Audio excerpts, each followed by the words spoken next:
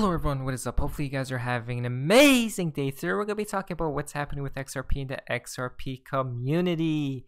Now in CoinMarketCap, XRP is still the same, as well as Bitcoin. Today I went on Coinbase to buy more XRP, but for some reason it was not letting me buy more XRP. But all the other coins it was showing preview buy, but just not XRP. Now guys, before we jump into news, I like to say I'm not a financial advisor, nor is financial advice, just for entertainment value only. Crypto Biddler tweeted out, "It feels like we're on the edge of the world's biggest pump of all time.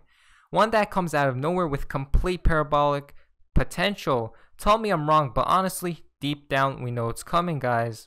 We do know it's coming. We're so close, guys. It feels like we are so close." As his daily tweeted out, "We can eliminate the friction in the furloughed employees being able to access their unemployment benefits. That'll also be fantastic." And that the problem there is the states have old equipment in many cases, and they're unable to get the money. You know, we gave the money out immediately, but the states are unable. Some states are unable to give it out. They have 40-year-old equipment, and some states are unable to get their act together. But we gave that out long ago, as you probably know. Yeah. Okay, I appreciate it. Thank you very much. Thank you. Can eliminate. Again, guys, 40-year-old equipment. What do you guys think that means? Leo tweeted out, "Standardized access and provides quick settlement and near zero failure rates, and also a substantial reduction in costs." Today, we have over 300 customers across 40 markets, and ranging from large global banks like Santander and Bank of America to traditional money transfer business like MoneyGram, and also more newer fintech type companies like Neom. That Bank of America is a Ripple customer. Peter Pumpkin tweeted out, "Making U.S. companies competitive.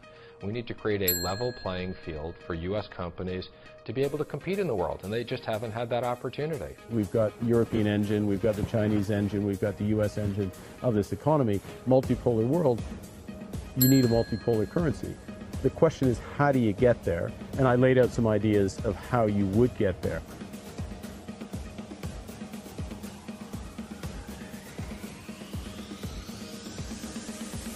So I think the role of the disruptors and anything that is using distributed ledger technology, whether you call it crypto assets, currencies or whatever, and it's far from the bitcoins that we used to talk about a year ago, that is clearly shaking the system.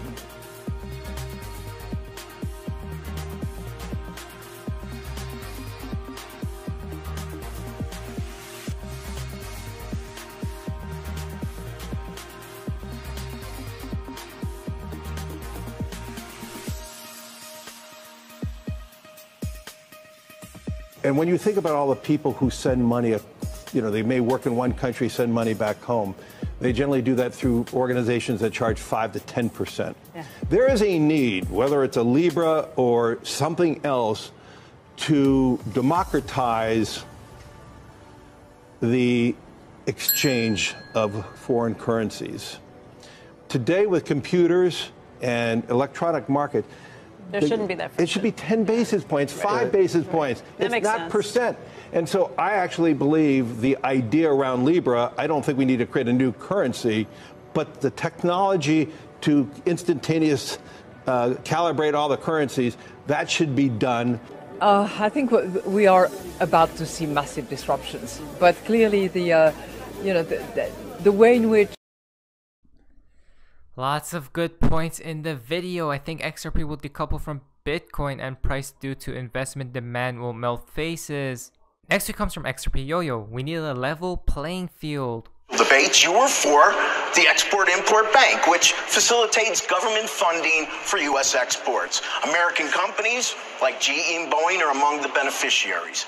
But you said that killing the bank here, and I'm going to quote you, is the last thing a true conservative should be doing. I don't know. Government-backed funding isn't normally what I hear from true conservatives. So why is this situation different? A true conservative wants to create a level playing field.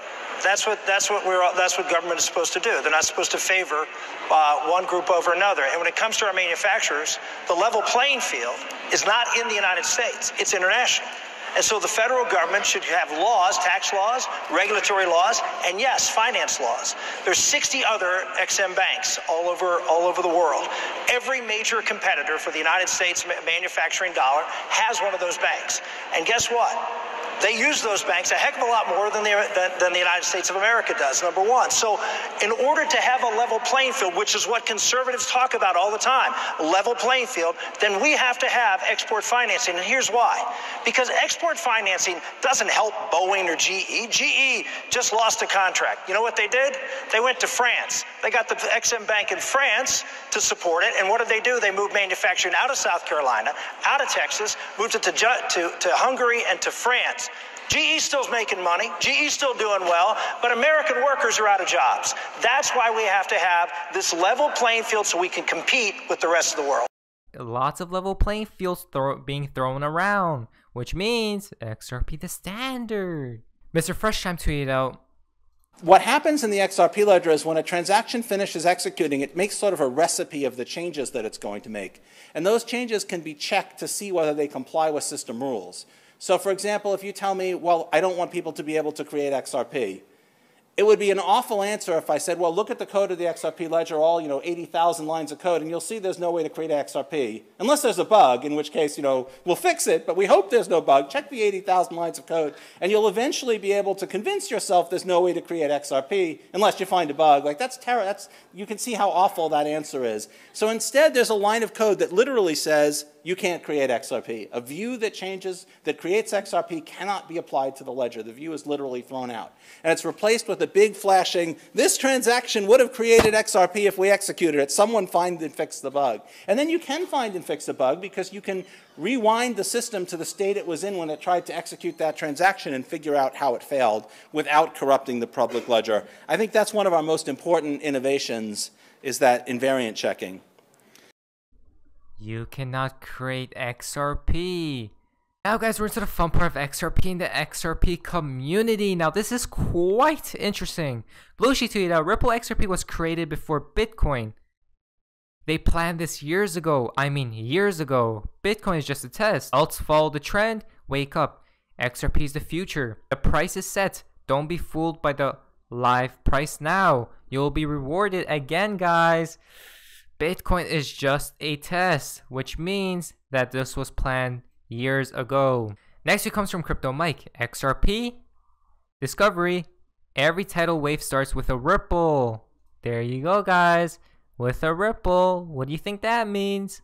Reborn has tweeted out, was the bottom for XRP on Friday, 13th March. Coincidence? I think not. Hello, 9. The financial system is out of order.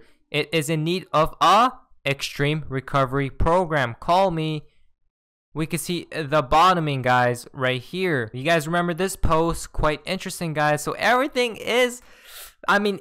looks like it's connecting, honestly. Week 589 has tweeted out, I'm starting to think if there's actually any XRP left on the open market. We can see right here, look at the monitor, XRPL monitor. Look at the amount, guys. So who knows? The final tweet for today's video comes from Mr. Pool. Now, that looks like reset 589. If we go down here, R3 set, which is reset. It looks like everything's connecting. Now, if we go even lower, 589 is done. One call.